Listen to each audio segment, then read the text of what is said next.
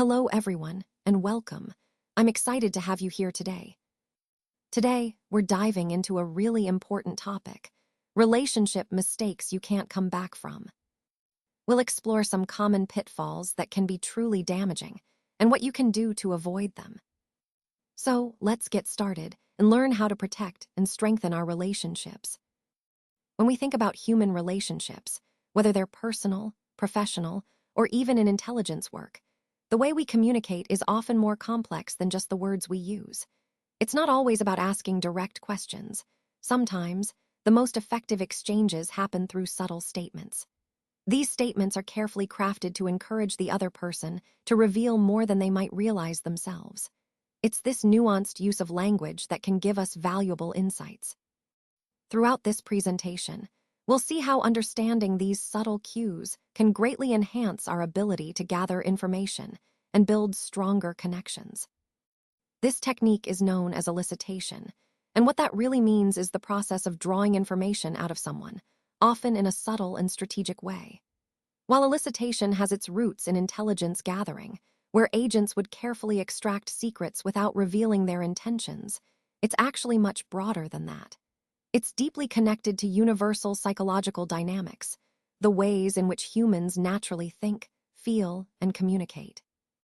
These underlying psychological principles are studied extensively in social and cognitive psychology, which helps us understand why elicitation works so effectively across different contexts. So, in essence, elicitation isn't just about extracting information. It's about tapping into fundamental human behaviors and mental processes that influence how people respond and share information. This connection to psychology is what makes elicitation such a powerful tool, whether in negotiations, interviews, or everyday interactions, aligning perfectly with our overall theme of understanding human behavior. So, what exactly is elicitation?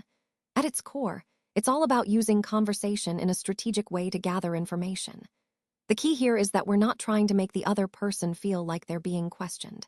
Instead, we craft our statements carefully so that they naturally encourage the person to share more details without even realizing they're being prompted. It's kind of like guiding a conversation gently to uncover insights.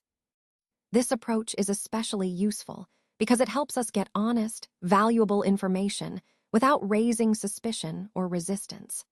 Throughout this presentation, you'll see how mastering elicitation can really enhance your ability to gather critical information smoothly and effectively.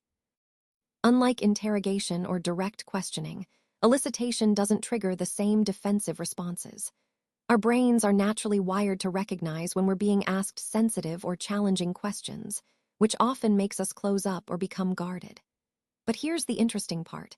When we're simply correcting or adding on to someone's casual comment, our brains don't usually see that as a threat or a danger. This means elicitation is much more effective because it allows us to gather valuable insights without making the other person feel suspicious or defensive. The FBI actually defines elicitation as the strategic use of conversation to extract information from someone without them realizing they're being questioned. That's a powerful concept because it emphasizes the strategic and subtle nature of elicitation, using natural conversation to softly steer someone into sharing information. This approach ties directly into our overall theme of effective communication, showing how understanding these subtle psychological triggers can help us gather insights more efficiently and ethically. And remember, the goal isn't to trap someone, but to create a flow of conversation where information naturally comes out. Let's explore why elicitation is effective by understanding the psychology behind it. First, it's important to recognize that elicitation isn't manipulation in a crude sense. Instead, it works because it taps into natural human tendencies. One key tendency is the urge to correct mistakes. When someone makes an inaccurate statement, people instinctively want to set the record straight. For example, if you say, "I read that Whole Foods bumped all employees to $26 an hour. That's amazing." The person who actually makes $17 an hour will often correct you without feeling interrogated. Next, there's the need to appear competent. Especially in professional settings, people want to showcase their knowledge, credibility, and expertise. So, a casual comment like, "I imagine that must be a very complex process," can invite a detailed explanation. It's a way for someone to demonstrate their understanding without feeling challenged. Another important aspect is the tendency to be polite and helpful. Human beings are socially conditioned to assist when prompted. When you say, "I bet you had to overcome a lot to achieve that," it encourages the other person to share their story and insights. Finally, there's the desire for recognition and validation. When others express disbelief or admiration, it naturally prompts us to provide evidence that confirms our competence or experience. These dynamics, politeness, self-image, correction reflex, and impression management, are deeply rooted in human psychology. They've been studied extensively in social psychology, highlighting how powerful these tendencies are in shaping behavior. Understanding these underlying factors helps us see why elicitation is such a natural and effective tool in conversations and negotiations. Let's talk about one of the key techniques of elicitation: deliberate false statements, which are also known as correction triggers. The idea here is to say something that's intentionally inaccurate to see how the other person responds. It's a strategic way to encourage them to correct you, revealing more information in the process. For example, I might say, "I heard your department is moving offices in March." Now, because I know that's not true, the person I'm speaking with is likely to respond with the correct information. They might say, "No, actually, it's happening in February, but it's not public yet." This method is powerful because it prompts the individual to clarify or correct the statement, often providing details they might not have shared otherwise.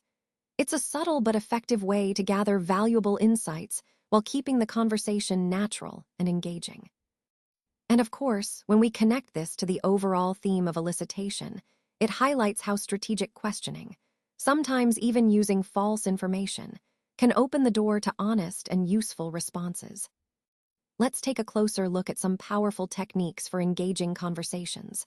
First, bracketing. This involves offering a range of possibilities to help guide someone toward a more precise answer.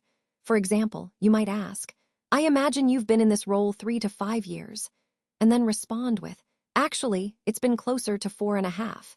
It's a gentle way to clarify details without making it feel intrusive. Next is disbelief.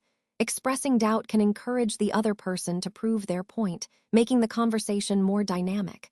For instance, you could say, "No way that project went flawlessly, nothing ever does," prompting them to share the real story. They might respond with, "Well, actually, there were a few challenges." This opens the door for honesty and richer detail.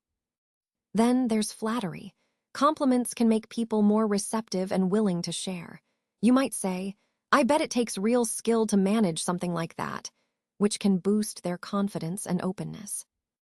Another useful technique is moving from macro to micro. Start with broad, general questions like, "So you've been in tech for years, must be interesting working on cloud infrastructure projects," and then gradually narrow down to specific details. This approach helps build rapport and makes complex topics more approachable. Finally, using "so" and "I bet" statements serve as subtle openers.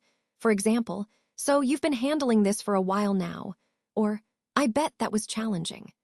These phrases invite elaboration without sounding too direct, encouraging the other person to share more.